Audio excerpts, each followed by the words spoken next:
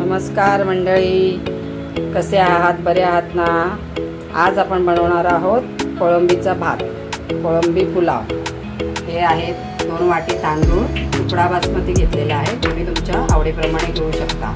धुवून स्वच्छ पाणी काढून घेतलेलं आहे। 10 मिनिटं भिजवून ठेवला होता। अर्धी वाटीभर कोळंबी, आलं लसूण पेस्ट 2 चमचे, हळद, लाल तिखट मालवणी मसाला, गरम मसाला, 3 मोठे कांदे उभे चिरून आणि 2 छोटे टोमॅटो। आपण 2 चमचे तेल घालून घेणार आहोत। तेल तापलं की कांदा लालसर तळून घ्यायचा आहे।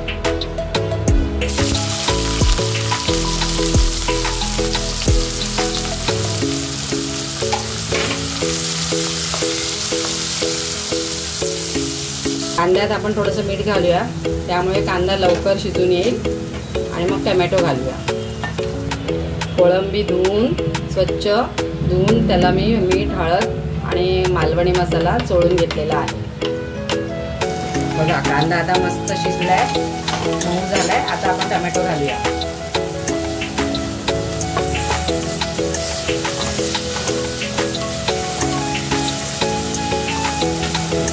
मला यात मटार पण आवडतात, माझ्या मुलीला पण खूप आवडतात, म्हणून मी 1 वाटी मटार घालणार आहे। ते ऑप्शनल आहेत, तुम्हाला नसतील घालायचे तर नाही नका घालू। सगळ्यात आधी हळद घालूया, मग आलं लसूण पेस्ट घालायची आहे। 2 मोठे चमचे आलं लसूण पेस्ट घेतली आहे मी, ती चांगली परतवून घ्यायची आहे। आता मालवणी मसाला घालूया, गरम मसाला घालूया,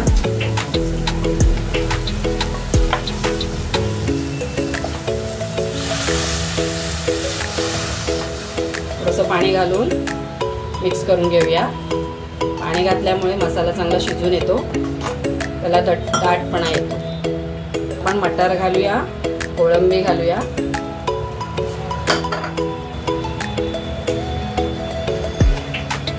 चांगलं एकजीव करून घेऊया।